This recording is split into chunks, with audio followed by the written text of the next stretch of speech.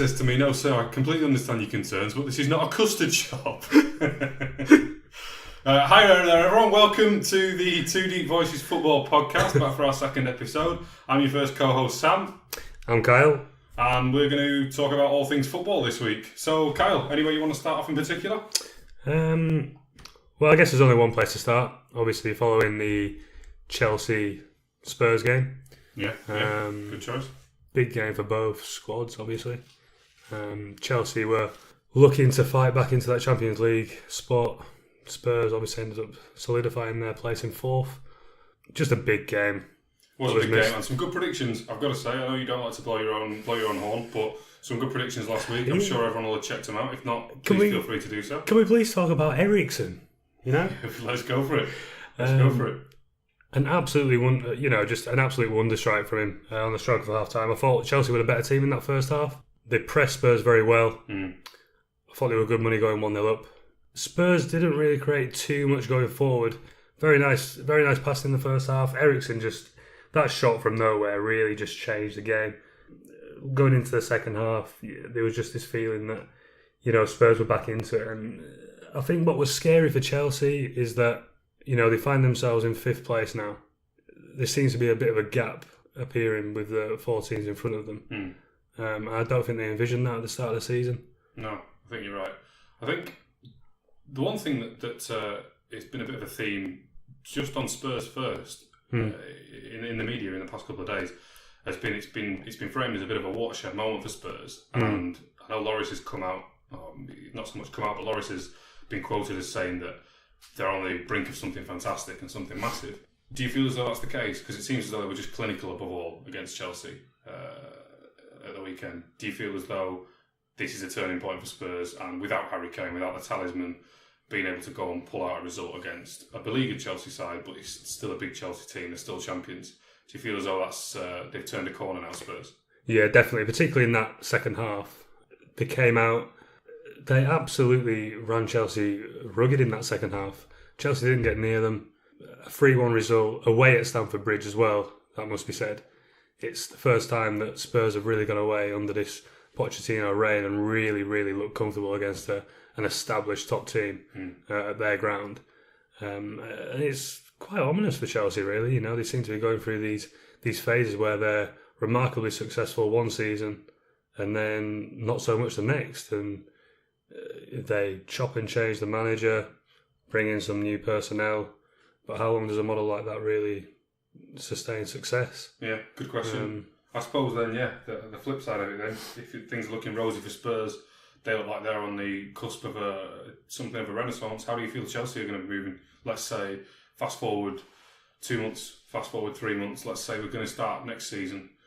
How do we look in August? How do we look at the end of July when we look at Spurs?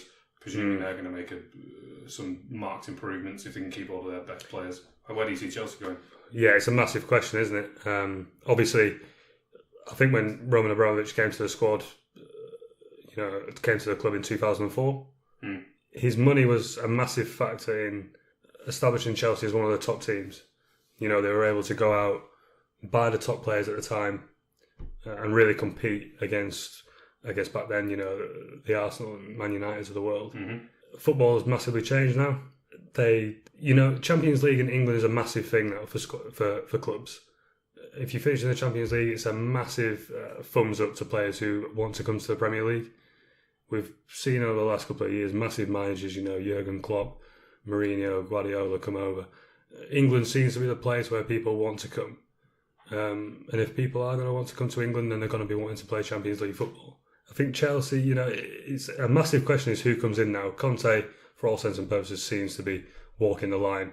And I'm not sure Chelsea really have a replacement lined up. You would imagine that over the summer while the World Cup's going on that they're thinking about who they bring in, but they've already gone through some of Europe's best managers over the past 5 years. Yeah. And I think the Chelsea fans must be looking at it and thinking, who else do we bring in now? Yeah, it does. It seems as though there's a bit of a conveyor belt, and Chelsea have been through most of the best managers on the block. I think the standout names that are certainly the ones that are currently not employed by the clubs. You've got Thomas Tuchel, formerly of Borussia Dortmund. You've got Carlo Ancelotti, who already has an asterisk on his record, having had great success at Chelsea, but having left, perhaps not under as much of a cloud as previous managers have. People like Jose Mourinho or Claudio Ranieri, who were departed in slightly more acrimonious circumstances. You've got Luis Enrique, formerly of Barcelona, who everybody's talking about making a journey to the Premier League with either Chelsea or Arsenal. Mm-hmm. Who do you think it'll be come August? Managers are going to be wanting to get the Chelsea job, aren't they? It's a big club, and it's in England. Some of the top managers, some that you've mentioned, obviously Tuchel must be looking at it and thinking, where else am I going to go realistically? You know, what's the better gig other than Chelsea? I don't think there is one. You know, let's not forget the success that this club has had in England over, you know, the last 5-6 years. Yeah, last English side to win the Champions League. Exactly, and you know that was under a different manager, wasn't it? Roberto Di Matteo, yeah, bizarrely. So you know, they're a club that definitely know how they want to be run. I think it's definitely spearheaded by the owner. Success is non-negotiable, it seems, in these contract talks. And if you don't deliver, not just leagues, but if you also don't deliver European success, it seems as though you're shown the door. Yeah, I think that's a fair appraisal, fair summation of the managerial recruitment strategy at Chelsea. I really don't know who they're going to get in now. I feel as though Conte has been a tremendous coach. It's less than 12 months since we were lauding Antonio Conte as a tactical genius and a psychological genius for the way that he's galvanised all these Chelsea players who, at the end of Mourinho's ill-fated reign, which I know we made reference to in the last episode, he's turned them into absolute champions. He's lost Diego Costa this season, which I think will probably prove to have been his undoing, not just in terms of points and goals in a quantifiable sense, but also the damage that it's had in from a PR perspective for Chelsea. It didn't look good. Costa coming out, talking about text messages that he's got from Conte. The way that the entire situation was handled, I think riled the Chelsea, not just the backroom staff, I think the staff full stop, the financial staff, the entire board. I think Michael Emenalo leaving at the start of winter, I think that was probably a sign of a bit of the unrest, a bit of the discontent behind the scenes at Chelsea. And I think it's been a really tumultuous relationship between Conte and Chelsea. It's had phenomenal highs insofar as they've won the league, and they won the league with a tactical masterstroke too. It was all highlighted, having lost that game to Arsenal. Formation, and then dramatic change in formation, turning David Luiz into one of the best centre backs in the league. Signing N'Golo Kante was a fantastic decision in the end. I think most managers would have made it, but Conte was the one who did it. Conte was the one who brought him to the club. One thing that I would really highlight at the beginning of this season as a sign of Chelsea's waning influence, whether it be under Conte or anyone else, was the fact they missed out on signing Romelu Lukaku. Now, the best striker in the world he isn't, but he was certainly one of the most in demand in the Premier League last season, after the season that he'd had. And Chelsea, with him having already joined them once, looked to be a great destination for him. They were clearly interested, and it became a face-off between United and Chelsea for Lukaku's signature. I feel as though missing out on Lukaku as a main transfer target, regardless of whether or not they'd sign Morata, who, for my money, is quite a good striker. He's not as good as Lukaku, but the point is, Lukaku was their first choice. I think once they missed out on him, as the champions of the Premier League, and a Champions League side, that was probably a sign of things to come. And I don't think it bodes well at all for a side that's now looking very likely to miss out on the Champions League and is going to be in a far weaker position in a sense of negotiating. What do you think to that? How do you think that was an indication of how things might be for Chelsea in the coming years? Yeah, I think that's a very good point you've raised. I mean, back in the summer, who would you have said you would have preferred over Lukaku and Morata? I'd have said Lukaku every day of the week. I think everyone would have done. And as you say, for Chelsea to be champions, you would surely think that they should have held some of most of the cards on that negotiating table. Yeah. Exciting manager. How do you appraise Conte's time at Chelsea then? I think it's really difficult. Do you know what? I always tend to be effusive rather than condemning of managers. I would say Conte's. I think it's been a good reign. I think it's been one amazing season, one not so amazing season, one comparatively poor season, particularly if you set the standard as high as he did in his first. I would say it's been good. I think any manager who wins the Premier League in his first season, that's a hell of an achievement. Who's done that? Jose Mourinho's done it. Goodness me. Can't think of another. Carlo Ancelotti, I think, did it in his first season. Won the double. Yes, that sounds right. Well, Guardiola didn't manage it. Pep Guardiola, no, he didn't manage to do it. But, I mean, that achievement should be isolated itself.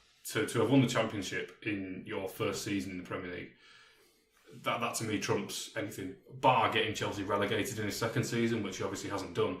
I think that trumps any shortcomings for the season after. The Costa thing, to me, is the only blot on his copybook. And that's just the cutthroat nature of Chelsea, isn't it?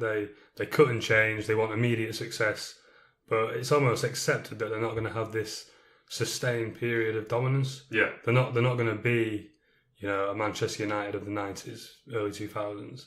They're not going to be one of the Barcelona, Real Madrid type clubs. They're short and sweet. They know what their model is. They come in, they change the personnel, they make a few big signings, and they go for one-off leagues. They don't necessarily truly believe that they can actually defend it for any sustained period of time. No, it's true. It's true. I would liken it to, it's like a boxer who, let's say somebody like Roberto Duran, or let's say someone like Ricky Hatton, is probably a better example, who is in great shape when he's in the ring.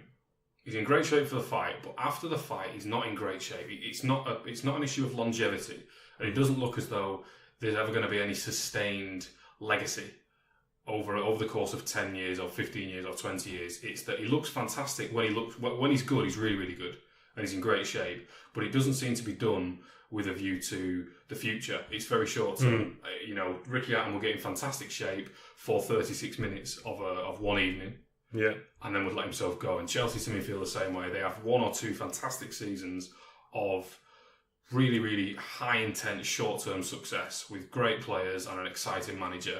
And the fans are loving it. And there's money being spent. And then it does seem to tail off. And you have, a season or two of being this out-of-shape heavyweight force. Yeah.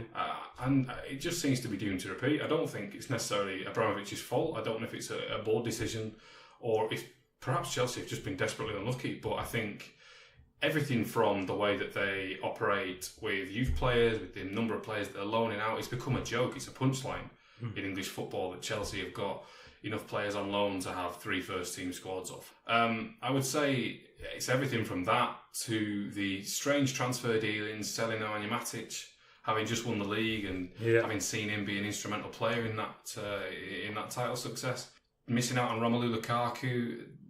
For all the money that Chelsea do spend, they don't really break the bank in the same way that you see Manchester United or Manchester City spending 50 million on defenders. Manchester United spending 90 million on Paul Pogba. Yeah. And if Chelsea do want to be a superpower, which you have to assume they do, then the sad reality is that they have to do the same. They have to do the same. Liverpool, 75 million on Virgil van Dijk. They didn't get to third place in the Premier League by just playing nice football. You have to put your money where your mouth is. Yeah. And I think Chelsea will have to dig deep in their pockets. Yeah. And they're going to have to make more signings like Alvaro Morata. So they paid through the nose for him, but that can't be a one-off. Yeah. It feels really, really mercenary to be singing the praises of financial football nowadays, but it's the way that it's gone. We've reached the point of no return. We've seen signings like Mbappe, he's only on loan now, of course, but he will be going for, let's say, 150, 160 million pounds in the summer. Minimum. Neymar. You've got Gareth Bale for the money that he went for. We don't need to touch Ronaldo because Ronaldo's a bit of an edge case. But the point is, you have to pay mad money for players nowadays. So Chelsea will either have to grin and bear it or get used to not finishing in the Champions League spots. Yeah, I fully agree. And I think another side of it is Chelsea are probably looking over their shoulder and seeing Arsenal and thinking, we don't want to go that way. Yeah. We want to make sure we're fighting with the big guns. And yeah, as you say, the only way you can do that is, given it's World Cup year, there's usually always one star performer, and they usually go for big money, and it's going to be a case of, like you say, just spending 100 mil plus excess on one or maybe 2 players, and just bolstering that squad in preparation for next season. Because for all intents and purposes, it looks like this domestic season's over now for Chelsea. Yeah. Following following Tottenham result. Yeah, it's true. So I don't want to dwell on the negatives for too long. Let's talk about, not a team, but a player who certainly looks to be on the rise in Jesse Lingard at Manchester United. I'm going to try not to talk about Manchester United players every single episode of the podcast, but I feel with the weeks running out in this season, you're only going to get a few more chances to talk about a player like Jesse Lingard. Yeah. So how would you appraise his season so far? What has he surprised you? How have you read his performances? Yeah, obviously, I mean, you probably take much of a bigger notice than Lingard being a United fan. I think what's... I'm a football fan. Well, I'm a football fan. Biased. I think what's really noticeable this season is he is just being very impressive and really stamping his authority on a game. I always saw Lingard as that player who maybe just scored a big goal, like, you know, in an FA Cup semi-final. Yeah. But he never really had any sustained period of success over an actual course of a season. Yeah. I think at the start of this season, his counter-attacking play came into play, didn't it? I remember Mourinho playing him a lot away from home. Yeah, that's true. The Emirates game stands out. I thought it was absolutely fantastic in that game. Best performance he's put in a United shirt, I think. And I thought, okay, so he's a counter-attacking player. He's since transcended into... It seems as though he's like on the first team sheet now for Mourinho. Yeah, you'd have to say so. Which is, I mean, no mean feat when you buy Alexis Sanchez. It's amazing, isn't it? Matter, who was a British record transfer fee for United when he was signed from Chelsea. Yeah. It's really, really good going. Anthony Martial for the money that they paid for him.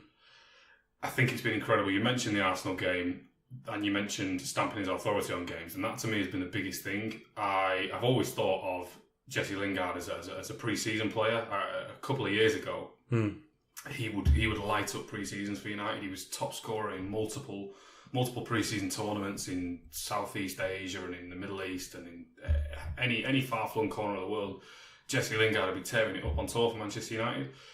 But the pressure was off then, and he was showing the quality that he has, but he wasn't necessarily being able to transfer it to big games on big stages against far better players than, with all due respect, than to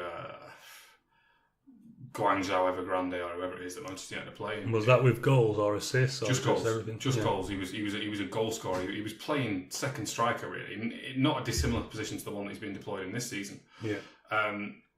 Recall his loan move to Birmingham. He had a couple of loan moves, but his one to Birmingham sticks out because of the debut that he had. It's one of the best debuts I think any Championship player's ever had. He scored 4 goals in his first game, and watching that game, even if you just watch the highlights of that game or read the quotes of these Birmingham players who were on the same pitch as him, you just realise that there was a huge divide in terms of quality between Jesse Lingard and his teammates, and I think that would have been a massive confidence boost. It can often knock your confidence being shipped out on loan when you feel like a Premier League player. Your identity is a Manchester United player because you've been there for years and years and years, and you've come through the academy.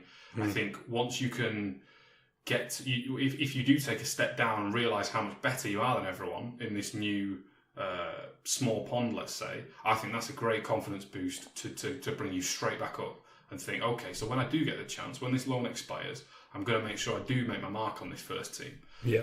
This is the 3rd season in a row that he's played more than 40. That he's played 40 games. Sorry. And the turning point to me was scoring that winner in the FA Cup final.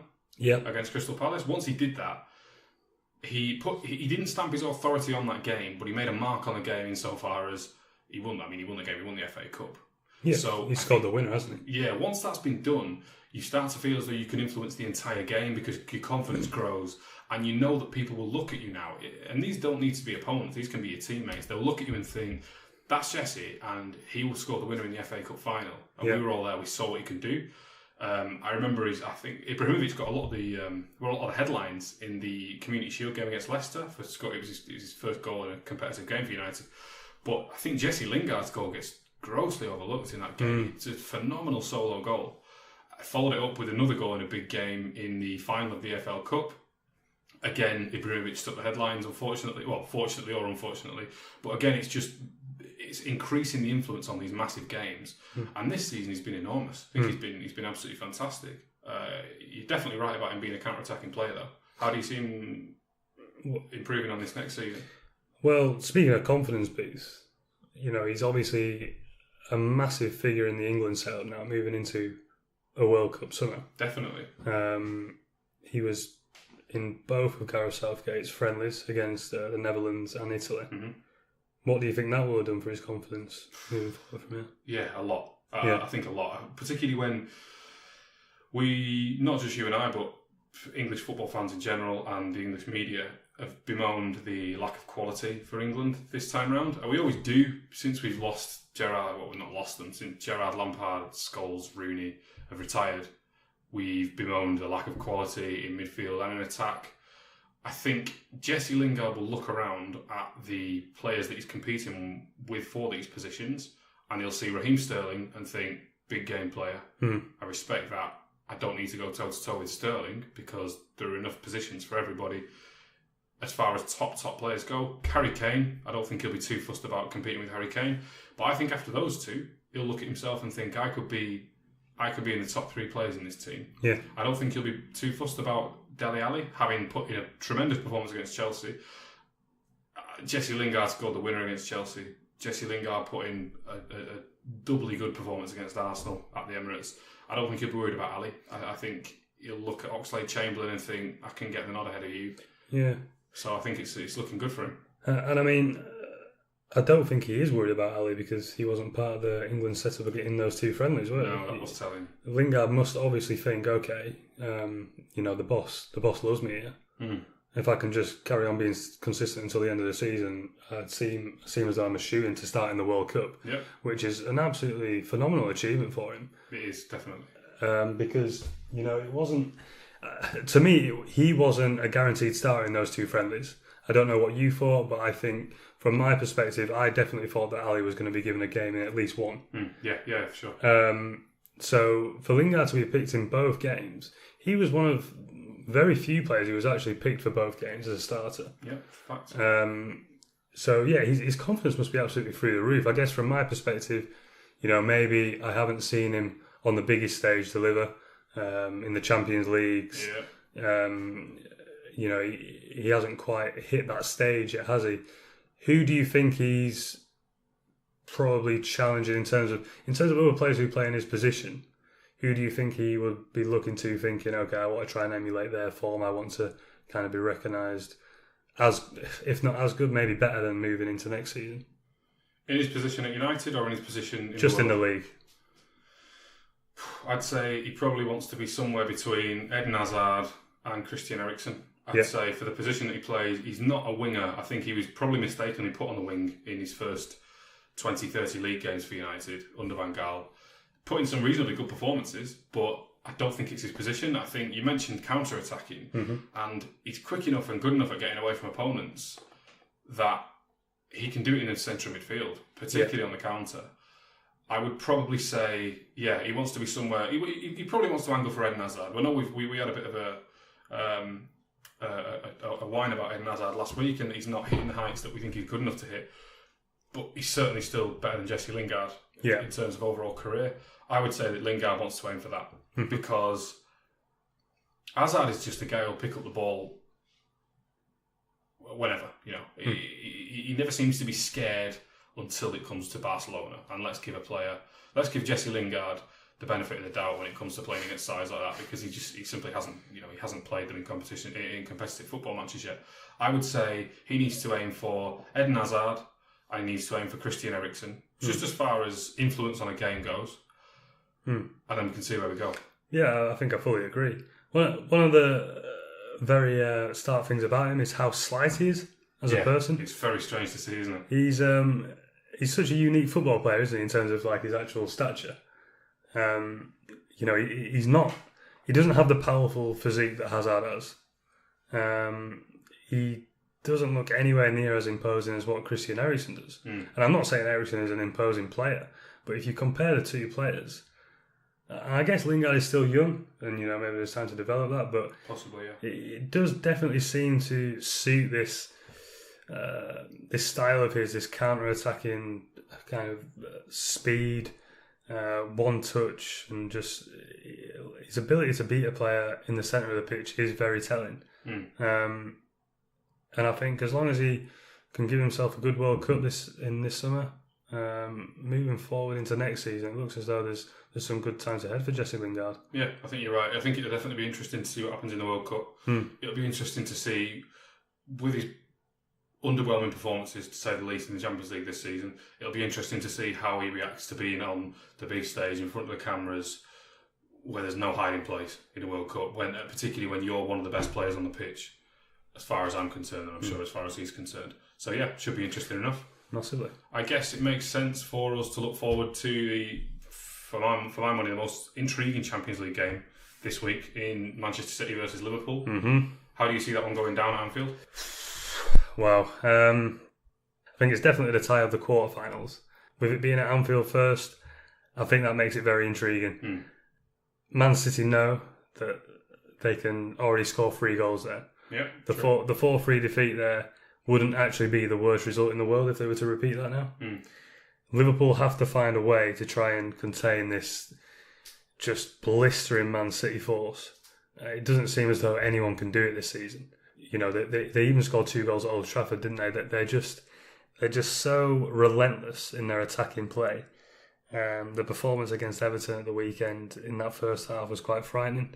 What makes it so intriguing in the Champions League is that the one team who you want to be playing Man City is Liverpool, because it just seems as though it's going to be a tie where you fight fire with fire. Yeah, definitely. It's 2 massively attacking-based teams.